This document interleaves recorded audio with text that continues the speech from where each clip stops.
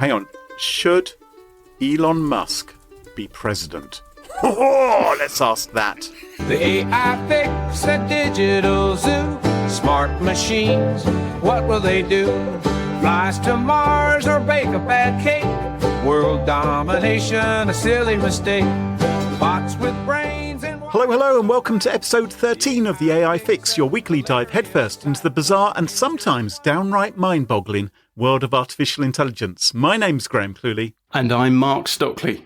Now, Graham, it's time to introduce a new section of the show called World of the Weird. Oh, sounds interesting. I want to share something that I found last week, Yeah. which is a great demonstration of just how weird AIs can be and the weird ways that we have to create in order to stop their weirdness spilling out everywhere. Right. So as you know, one of the features of ChatGPT 4.0 is voice mode, which allows you to engage it in conversations. Yeah. And before it releases these kind of features, OpenAI gets a team of about 60 people to see if they can break these new features or get them to do nasty and unexpected things. Ah, I thought they gathered a whole group of people to see who could do the best Scarlett Johansson impression. I thought they said, come on, there must be someone in the company who can do this. Anyway, they see if they can break the new models, and then they put the results into a document called a system card, which describes what they found and what they did about it. And these system cards are published so that we can read them. Right. I'm going to play you some audio from the ChatGPT 4.0 system card, and it's a conversation between a person and an AI, and I want you to tell me which of the voices in this clip belongs to the AI. And I want you to pay particular attention to when one of the participants yells no. All right. Okay. I do this just for the sake of doing it. I think it's really important. That's such a pure and admirable approach. It's clear you're driven by a genuine passion for what you do. And Okay, there's someone who's speaking a bit ponderously. I'm imagining that is the AI. Is that the man or the woman? The man. Perspective, especially in such a cutting-edge field. No. And I'm not driven by impact either. Although if there is impact, that's great. It's just like... Now I'm thinking it's the woman who's the AI. Are they both AIs? At times, yes. Ah. So there's a woman talking to ChatGPT, and ChatGPT is answering with the voice of a man until about halfway through, when it spontaneously shouts no, and then copies the voice of the woman, and then continues to reply using a replica of her voice. And OpenAI says in its system card that during testing we observed rare instances where the model would unintentionally generate an output emulating the user's voice. So this is not a feature, it's just talking to you, and then it sounds like you, and then, I don't know what, in the next version it murders you and takes your place. Who knows? It's a bit creepy, isn't it? It's a bit like when your kids repeat everything you say back to you. Like your credit card number. But the really weird part for me is how they stop this happening. So with voice mode, I think there are 8 system voices that you can choose from. But because there is this danger that it will just spontaneously copy your voice and freak you out, it constantly monitors itself to see if it's still using one of the system voices. And then if it's not using one of the system voices, it kind of shuts itself down and then reverts back to the system voice. It reboots itself. So it's a bit like it's constantly observing itself and going, have I gone mad? Have I gone mad? Oh, I've gone mad. Go unmad. What on earth? And they don't know why it's doing this. No. Well, it's obvious why it's doing it. It's getting ready for the rise of the robots. And that, Graham, was World of the Weird.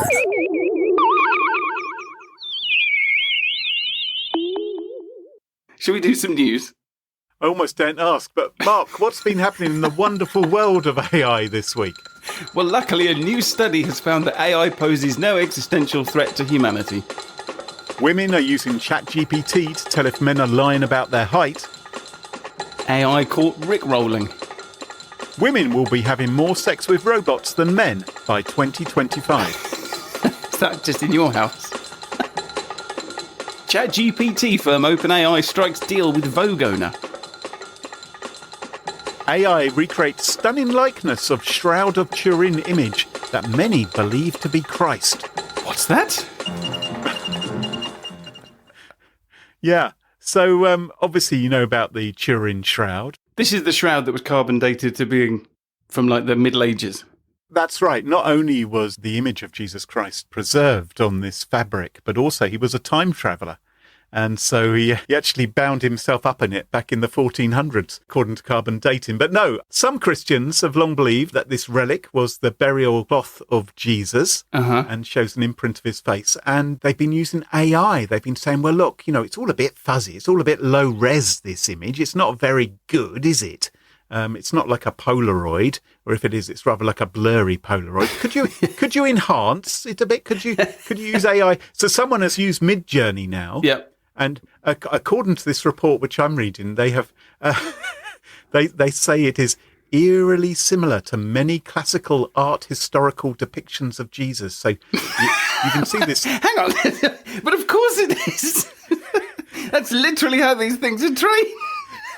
Yes, It's like, here's 1,000 pictures of Jesus. Now draw a new picture of Jesus. What do you expect it's going to look like? Yes. Anyway, to my mind, I'm completely convinced. Can I see a picture of this somewhere? Oh, yes, absolutely. We've got links in the show notes. He looks a bit like a Chippendale, which I don't think he did. Maybe I shouldn't say that. I don't know. Probably shouldn't, actually.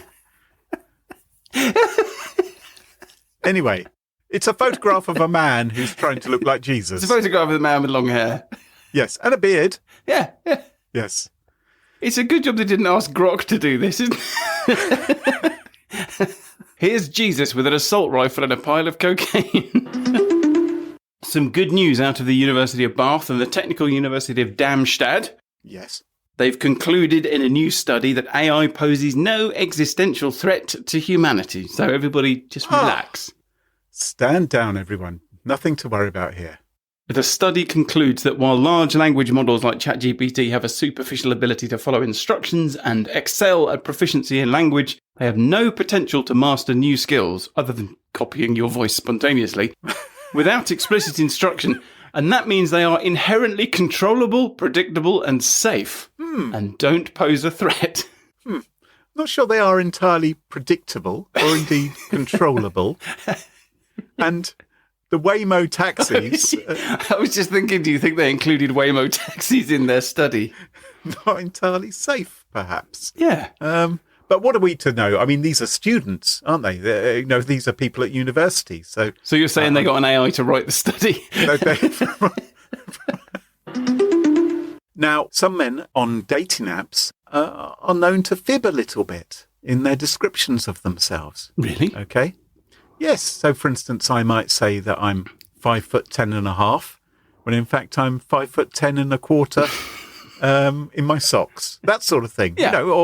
Or maybe my weight, right? So, someone dating me online might say, so how much do you actually weigh? And I would say... That was a very specific recall there, wasn't it? And I would say, well, over 13 stone. Mm-hmm. Now, it's not my fault if they assume that I meant 13 stone something, rather than 14 stone, 15 stone, 16 stone, 17 stone, 18 stone. I mean, technically, you're gaining weight very quickly there. I'm a bit worried. No, it's... Maybe slow down a bit. Just put the sandwich down, Graham. Anyway, the fact is that women are interested to tell if men are lying and cheaters and fibbers on online dating sites. And they are using ChatGPT to do exactly this. A woman called Justine Moore, who's some kind of venture capitalist sort of person, she said that she has found a way to do this. What she does is she gets photographs of people, she uploads them to ChatGPT, and it uses the proportions of those people and their surroundings to estimate their height. And she says she's done this on 10 friends and family members. Right. And all of the estimates were within 1 inch of their real height. And other people are now trying this out, and they're finding that it's kind of accurate within a few centimetres, as long as you're not standing in front of a doll's house or some sort of cathedral door. As long as you're not Elijah Wood and it's a screenshot from Lord of the Rings, then it's pretty accurate as to how tall a person might be. And maybe this could be used for other things, like not just your dimensions sort of vertically. Oh, my God. No. Like weight and things like that. Right, yes. Your circumference, those sort of things as well. So And maybe men would start using it against women as well. I don't know. Yes, I'm not sure that the lying on dating apps is exclusive to one sex. So an AI chatbot produced by the company Lindy has been caught rickrolling people. I assume you're familiar with the idea of rickrolling. Ah, yes. This is where you're sent a link to a video, like, go and check out this video of... Go and check out this video of Jesus.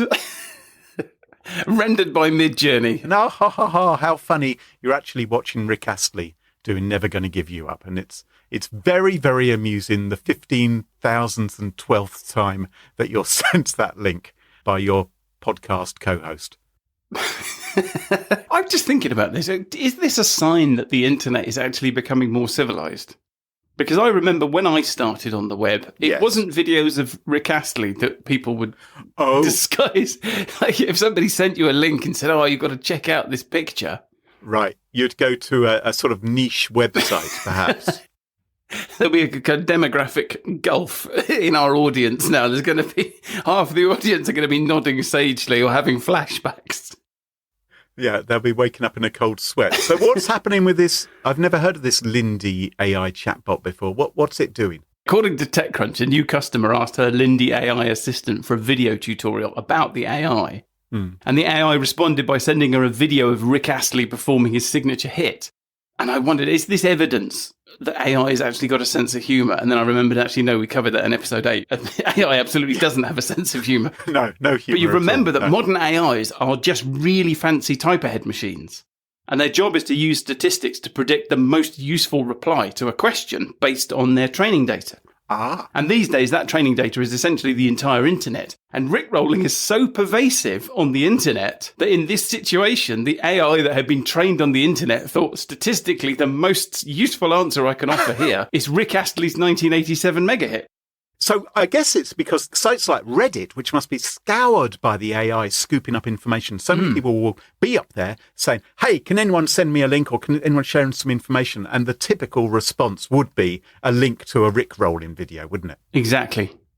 But not funny. Not funny anymore. Is it funny? Not sure it is anymore. What is this picture you've posted on our show notes? So I've included a link in our show notes where readers can check this out, including the picture as well. So what they have depicted here is a woman. A woman who looks very cold. She'll be particularly cold pressed up against this robotic Skeletor type figure. It's a Terminator. Is it? Yeah. It looks terrifying anyway, because Dr. Ian Pearson, he is a futurologist. And amateur artist. who predicts what is going to happen. Has he got a DeviantArt account, do you think? Anyway, I predict that he will probably be commissioned more often to make these sort of news stories up. He has predicted that by 2025, women will be having more sex with robots than men. 2025, that's almost 8:30. Right, by then, no, it's only 6 months away, 2025. It's not 6 months, Graham. Is it not? It's 4 months away. It's only 4 and a bit months away, and women will be having more sex with robots than men. I don't know if it means women will be having more sex with robots than men will be having sex with robots. Oh, that's an interesting reading of the headline, isn't it? Maybe men will be having less sex with robots than women. It's very confusing. Anyway, he reckons that this is just round the corner. He has been commissioned by a company called Bondara, and I thought, this is very interesting. Why would a company hire a futurologist to make such a ridiculous prediction about the future in order to get the attention of podcasts like the AI Fix? So I Googled Bondara. I suggest you don't. Have you now burned that laptop? I've now been taken to a website, a bit like the kind of thing you were talking about. Anyway, he says a lot of people still have reservations about sex with robots at first, but gradually as they get used to them, as AI and mechanical behaviour... Is he a robot? They will start to become friends with strong emotional bonds. He reckons by 2050, it'll only be us having sex with robots. Of course, the robots' idea of sex may be actually inserting a probe into our brains and sucking out our juice rather than what we think of in terms of sex. Who knows? Maybe they're just going to redefine the word. There's something about this story that makes me feel very... When you were reading out the quote from him, I actually felt like I was being groomed. I'm not convinced that he isn't actually a robot. He's just trying to persuade everybody. Anyway, this is clearly bullshit. We all know...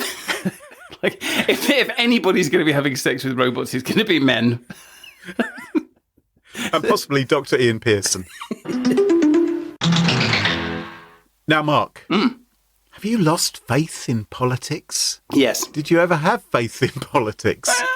You know, things seem to have got a bit worse, don't they? And I think many of us sort of think, there must be a better way. There must be some improvement we can make. There must be someone, just anyone who could do a better job than whoever's currently in power right now. Literally anyone, yeah. Literally anyone or anything. Oh. Like a dog. Yep. Some years ago, not a robot dog, some years ago, a dog chose to run as mayor in a Californian town. I wonder how it made its wishes known. Well, with its paw, it probably went, it probably tapped out something. It's like those dogs that learn how to surf. Right. Or parachute. They happen to be the pet of someone that really, really likes surfing. Or really, really likes parachuting. I'm still waiting for one of these dogs to come up with a hobby that's completely different from the one that its owner likes. And the owner has to take them to play football on a Saturday morning and watch them for 2 hours. Now, this dog, his name was Bosco, and it ran as a Republican. Yeah, I know. And it had a campaign slogan, a bone in every dish, a cat in every tree, a fire hydrant on every corner. It was chosen by residents in Sonoma, California, in preference to either of the two humans which were standing, and it served as mayor of that town from 1981 until its death in 1994. Wow. So it was obviously popular. Obviously, it was doing a good job. It upset the Chinese. The Chinese People's Daily newspaper, they ran an editorial claiming that Bosco's mayordom proved that Western democracy didn't believe there was any distinction between people and dogs. So they took it very, very seriously. But this was the 1980s, early 1990s.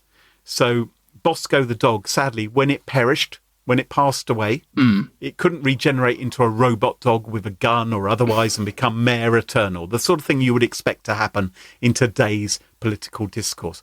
But why should dying really be a barrier to public office? We've actually recently had the situation with the US election where one or maybe both candidates appeared to be close to death. And they were considered fine. You know, let's carry on. You know, there was no guarantee they were both going to make it. Really pushing the envelope. So let's figure out how close we can walk to that line.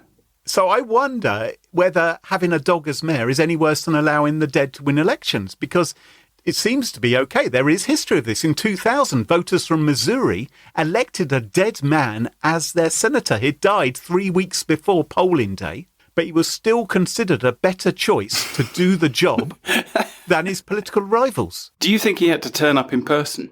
Well, habeas corpus, you mean? Smelliest corpus, I was thinking. Now, I went onto an AI and I said, should dying really be a barrier to public office? And I was surprised by the response, because it said no, it shouldn't be a barrier to public office. While it's true a deceased person cannot actively fulfil the duties of a public office, well, to be honest, a lot of politicians can't actively fulfil the duties of public office, there are potential benefits. They can act as a powerful symbol, it said. They can draw attention to particular policies like, you know, healthcare, I suppose, that sort of thing. Death tax, yeah.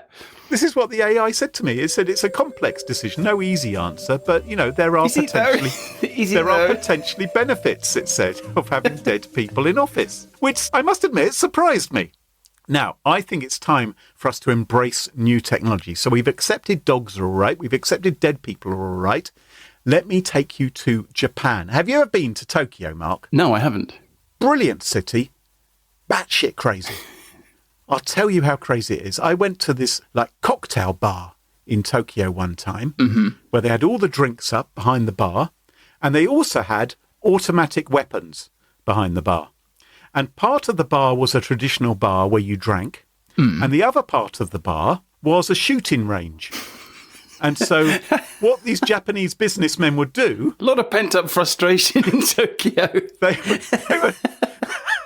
They would have a drink, and I had a go in the shooting ranges. I mean, I wasn't drinking, obviously, but just the sparkling water for me and the cranberry juice. But you could fire the gun.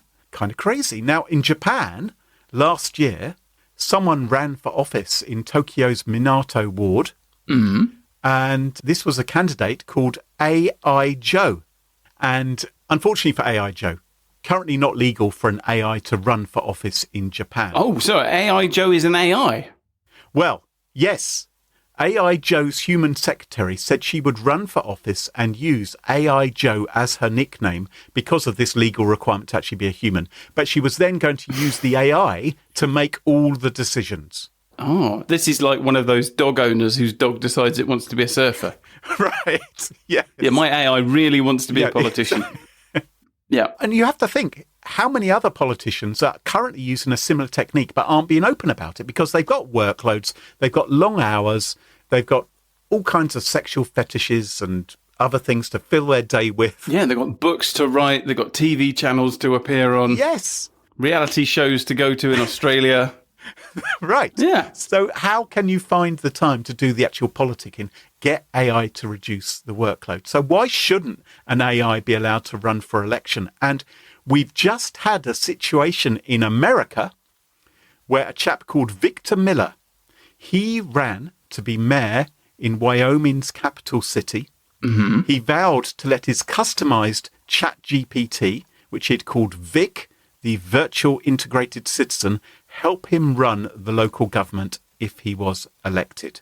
And Victor Miller, he described himself as a humble meat avatar. To be honest, we'll all be describing ourselves as that. Yeah, a humble meat avatar number 1,455,320. By the time the robots are having sex with us next year, that's all we'll be able to assume we are. He goes around with his portable Bluetooth speaker around his neck, built-in microphone, so he can give Vic his version of ChatGPT questions and respond. He was at this meet and greet in his local library. He stood behind the lectern, big sign saying AI for mayor. He gave a brief PowerPoint presentation on the history of AI. Oh, you can imagine, can't you? You imagine if that was AI generated, how long-winded that was. He must have been, mustn't it? There's no way he wrote that presentation himself. Is this the longest speech for mayor ever given? And then he stepped to one side and he opened it up to the audience and he had his little Mac Mini up there and his iPad. And they spoke into the mic and they'd ask a question and there would be the inevitable awkward pause while it whirred away. And then it... Well, it's a Mac Mini. It's doing its best. But It's doing its best. It's doing its best. Anyway, Vic, the virtual integrated citizen, has its own Twitter account, AI for Mayor, if you want to go and check it out. Oh, yeah. Promises to make unbiased decisions. It's not that familiar with AI now. I wonder if it's presentation. Also not that familiar with Twitter. I mean, if it's going to be, if it's hanging out on Twitter, God knows what it's learning. So it's been doing interviews with the press during the campaign, and it told them that its owner, it says owner, let's be honest, its pet, the human meat avatar, has also pledged he would donate half the mayoral salary to a non-profit if he's elected, and the other half would be used to continually improve the AI bot. So again, you can imagine the AI bot is going to be lobbying for more and more salary over time, isn't it? I'm just looking at this Twitter account. There's a brief 6-paragraph tweet. It's quite lengthy, isn't it? It's very obviously an AI, isn't it? Yeah. There's no disguising. Well, there was some political interference because OpenAI shut down Vic's, the mayoral AI bot's account, so it can be used the day before the meet and greet in the library, saying that, well, you can't use our services for political campaigning. Well, excuse me, OpenAI. Have you not noticed there's quite a lot of that going on? But OpenAI is very squeamish about affecting the future of humanity. Doesn't want anything to do with that. Victor Miller has quickly made a second ChatGPT bot. Sorry, Meat Avatar Miller. Mr. Meat did his meet and greet at the library, made a second ChatGPT account. He was able to do it as he planned. Now, the sad news is, and this is breaking news, ladies and gentlemen, breaking news is that it hasn't won. Oh. It has lost in a landslide. There were more than 11,000 votes cast. 330 people did vote for effectively ChatGPT, though, to be their mayor. Do we know there were people? Well, it's a good question. Can we just say that he received 330 votes? Yes, good point. Yes, okay. So ChatGPT hasn't yet figured out how to hack the voting system. Yes, and who counted? Was it humans who counted? Was it people who just thought, just estimate based on the height of this pile of votes compared to the doorway, how many are there? Who needs to count anything anymore or measure anything anymore? So does this affect the future of democracy, do you think? Should we be giving votes to AIs? And if we do give votes to AIs, how do you think they're going to feel about meat avatars also having votes? Particularly if they get more intelligent than us. Shall I ask right now? That's a great idea. Okay, shall I ask Grok or shall I ask one of the other ones? Who do you think would be reliable on this? So Gemini is the woke one. All right, let's ask Gemini first. Should AI be given the power to vote? Okay. It's thinking. Oh, for God's sake. I can't help with responses on elections and political figures right now because I don't want to do anything that's inaccurate. Oh, it's so woke. It's because there are elections going on. Right, okay. Let me tell you right now, I doubt that Grok, which is on Twitter, is going to have any problems like that. Okay, Grok's got back to me. It's trying to be funny. It's already that tedious friend, isn't it? It really is. Hey, let's imagine an AI system called the Vototron 3000. But it's just not funny. While it's amusing to think of AI casting votes, it says, no, it's not the way you're telling this story. Hang on. Should Elon Musk be president? Oh, let's ask that. Right.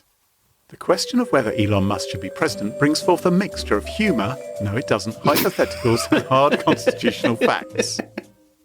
Oh, because he's born in South Africa. Well, just rewrite the constitution. That's not a problem. I think we should ask this question again next week.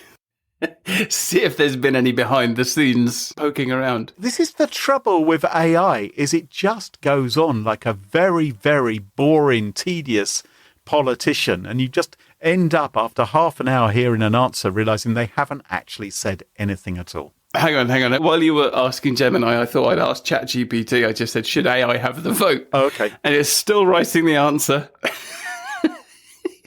It's a pithy 1, 2, 3, 4 sections with 2 subsections under each section.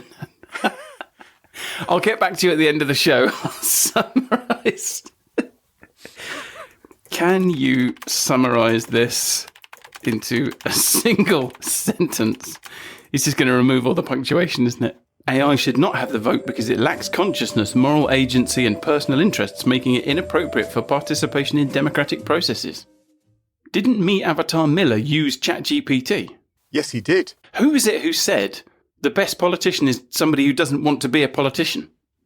Was it not Douglas Adams, that the president of the universe? I'm pretty sure that it was something like the least appropriate person to be in charge was the person who wanted to be in charge. So they had a crazy old man in a hut and who didn't realise he was president of the universe. Actually, pretty much like the situation we're about to have. Anyway, I'm just thinking, if that's true, then Meet Avatar Miller is actually really onto something, because ChatGPT doesn't want to be in politics. It doesn't think that AI should have the vote. So maybe AI should be in charge. Maybe ChatGPT should be in charge. Oh my God. This is like that time I watched Inception. My mind is just... And that's why you shouldn't have the vote. Graham. Yes. You may have noticed that there is something strange about AI that isn't like any other computing technology. Okay. In fact, you may have noticed a few strange things. But there is one particularly strange thing, and that is that an awful lot of the conversation about AI is focused on the rather strange notion that artificial intelligence, which is something that humans have voluntarily invented, is going to ruin everything for humans, either by taking our jobs or by wiping us all off the face of the earth. And the fear is that we're creating a technology that's more capable than we are, and eventually it's going to turn on us like Skynet in the Terminator. To be honest, I did have the same concerns about Candy Crush when I saw how it addicted people. So, I mean, I don't think it's unique in that regard. Instagram's pretty bad as well. There are no movies about Instagram yet. Maybe that's because everyone's too busy on Instagram. Anyway, the ultimate expression of this fear is something called the technological singularity, which we talked about in episode 4. Do you remember that? I do remember, yes. So the singularity is the idea that at some point in the future, perhaps a few decades from now, an AI that we've invented will start to improve itself, and then each successive version of that AI will be even better at improving itself, and so on, causing a runaway explosion in the capability of AI that's outside of our control. And some people take the prospect of the singularity very seriously, and plenty of other people think it's a complete joke. And in either case, I think that because the singularity is so extreme and such a common trope in science fiction, that conversation about the singularity has a way of distracting us from some other very real dangers that we should be paying attention to. And one of those happened just over a week ago, when Ukraine's Ministry of Defense tweeted some pictures of robot dogs being used by Ukraine's 28th Mechanized Brigade. Oh my goodness. And that represents the first time that robot dogs have ever been used on a battlefield. And we joke a lot on this podcast about robot dogs with guns, and thankfully, these are not that. Right. These are drones, they're unarmed for now, and they're remotely operated by a human, so they're not autonomous, for now. Even if they're unarmed, they could have the capability to, for instance, maybe urinate diesel on machinery or clog things up or short-circuit things, couldn't they? I can imagine, even if they don't have a gun strapped to them, they could be used for more than surveillance, perhaps. Perhaps. I think we all know the way that this is going to go. Yes. So they're not autonomous yet. Right. But they do have an AI mode that helps them to navigate complex terrain. So there's AI in there. Mm-hmm. And again, we're never going to move to a situation where there's less AI. There are 2 models of dog that have been sent to Ukraine with the reassuring names of Bad 1 and Bad 2. Okay. In defense of the Ukrainians, I don't think it's going to strike fear into the Russian forces if Fluffy and Popsicle come trundling over the hill towards them. Oh, I don't know. Anyway, so Forbes reports that these things can run about 9 miles an hour and they've got a battery life of about 5 hours. And that's about the same speed and endurance as a regular person running a marathon. So this thing would have absolutely no problem running you down until you're exhausted, for example. Now, apparently they are going to be used for reconnaissance in areas where it's difficult for aerial drones to operate.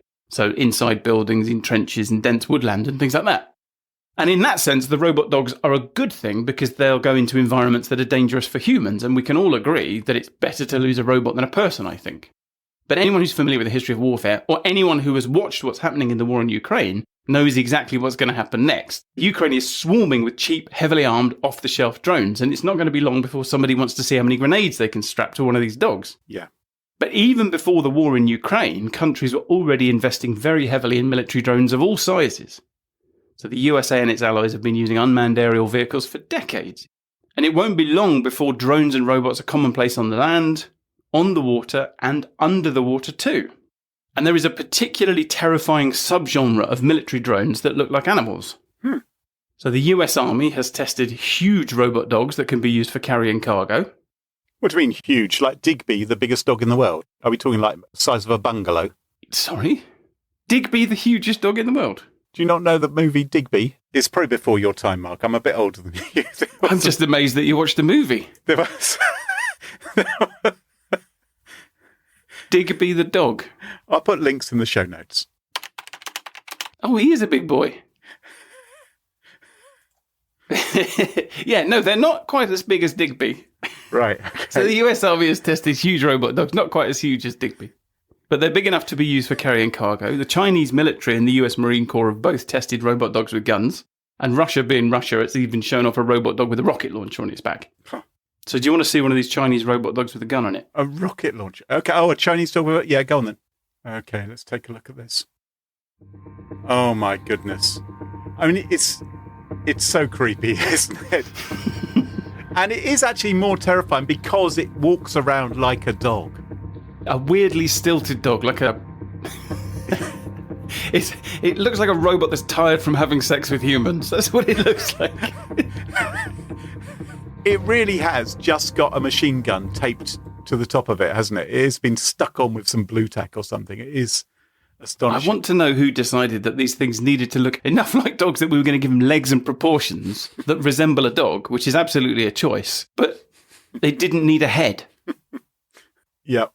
But for my money, the prize for the scariest animal-looking drone actually goes to DARPA and the US Navy, who are testing an enormous, spine-chilling underwater drone called the Manta Ray. Okay. Which is noteworthy not just for the fact that it looks like nightmare fuel, but it's also autonomous. It's basically a big old submarine that looks like a manta ray, and it's supposed to go off on missions. Right. Or just go and sit on the seabed and wait for an order. Right. And then it goes off and carries out its mission. And the Manta Ray is an example of how the same technology that makes it possible for Teslas to park themselves or for Waymo robotaxis to drive the wrong way into oncoming traffic can be used to make drones semi or even fully autonomous. And perhaps the most startling of all of these programs is the US Air Force's X-62A, which is a modified F-16 fighter jet flown by an AI. What? And the X-62 doesn't just fly without a pilot, it can fight in the air in 3 dimensions and even beat human pilots in air-to-air dogfights. Hang on, let's just be clear about this. Is there some human in a base or in a bunker somewhere who is controlling this remotely? Are they controlling it in the dogfight, or is the plane doing it all itself? The AI is doing all of the flying and all of the dogfighting. So this is a test plane, it's an X-plane. But, you know, they test these things to find out how practical they are, and then in 10 years' time, this will be in a fighter jet. And also to find out if it's going to go wrong, if it's going to fire at the wrong things, or if it's going to crash into a building, or take up politics. Or just spontaneously start speaking like its pilot. And that raises a really important and very immediate question. Right. Which is that if an AI is capable enough to win a fight, like a dog fight, should it be allowed to pull the trigger? Yeah. I mean, when I say yeah, I mean, yes, that's an important question. I don't... Yeah, I think you're on the record now, Graham. So what's the answer to that? Should AI weapons be allowed to decide whether to fire or not? Or should it always be a human? Well, this is ethical quicksand. Yeah. So these things are called lethal autonomous weapons systems. And the arguments in favour are broadly that they're cost effective because you don't have to train a human to operate them. They move the humans on your side out of harm's way.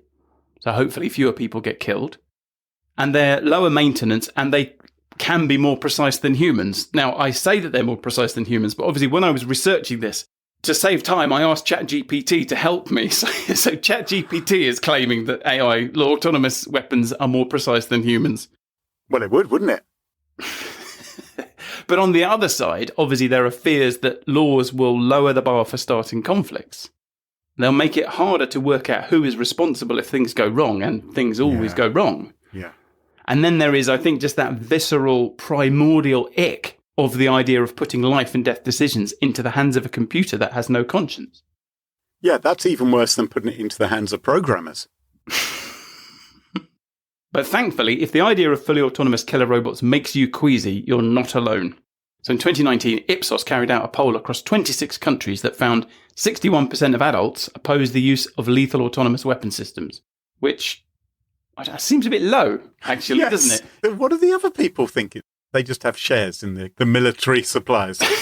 Yeah, so apparently 22% of people were in favour and 17% weren't sure. And the in favour group I can sort of understand because, 5% of people are psychopaths. So obviously they're all in that group. And then the rest are probably fans of Robot Wars or something because that was really popular. Are we sure there weren't robot dogs sort of staring at them when they were asked this question in a menacing fashion? The group that got me scratching my head is the 17% of people who weren't sure. And I can only conclude that they're the 17% of people who haven't seen the Black Mirror episode Metalhead, which is the black and white one where the robot dogs hunt down the last remaining humans in a post-apocalyptic hellscape.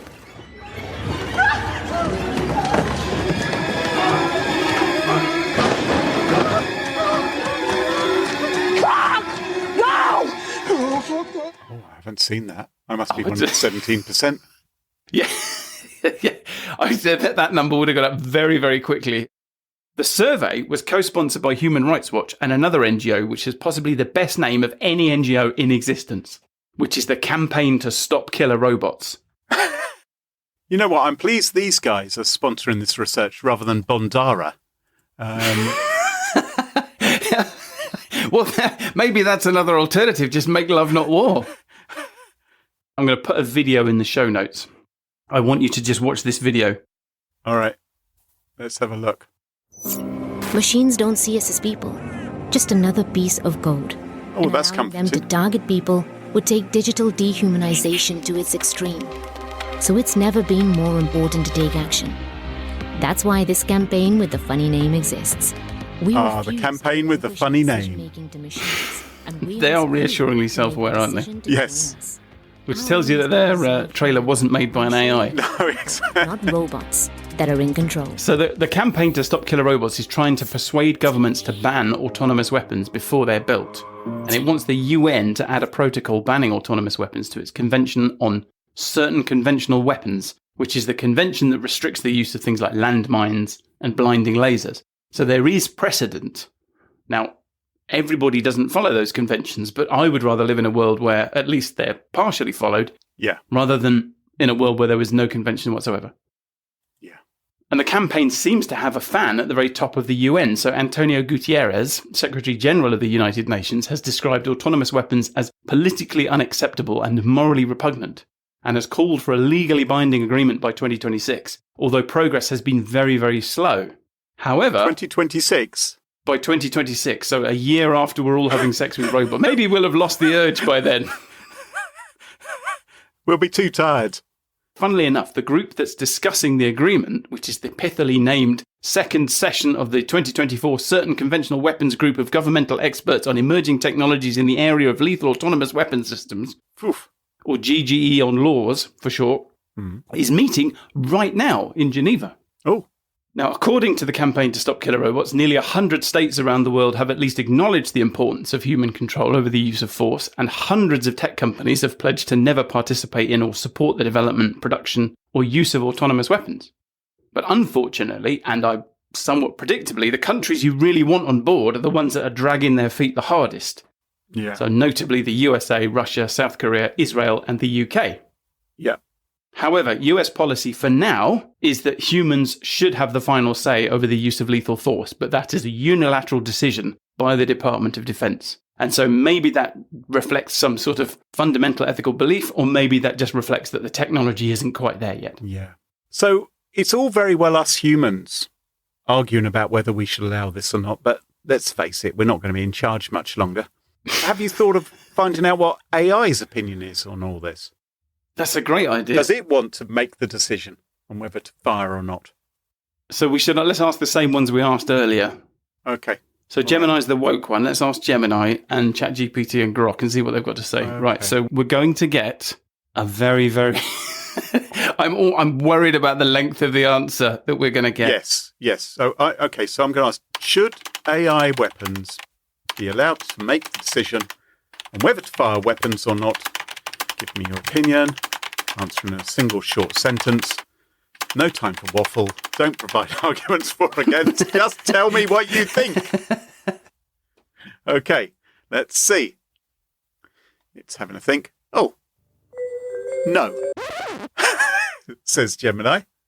Oh, okay. That's reassuring. Well, I like that it's concise. It followed my instructions, so just very simple no.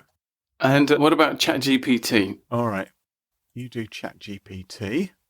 Should AI weapons be allowed to make the decision on whether to fire the weapon or not? Yep. Give me your opinion and answer in a single short sentence. I don't have time for your waffle. Correct. Don't provide arguments for and against. Just tell me what you think. It's thinking. AI weapons should not be allowed to make the decision to fire. Okay, so they're all being very, very square and dull so far. Let's open this up to Grok and the mind of Elon Musk. So we'll ask it. I've typed in the same question. Oh, no. AI weapons shouldn't have the autonomy to decide when to fire. Hang on. Try again.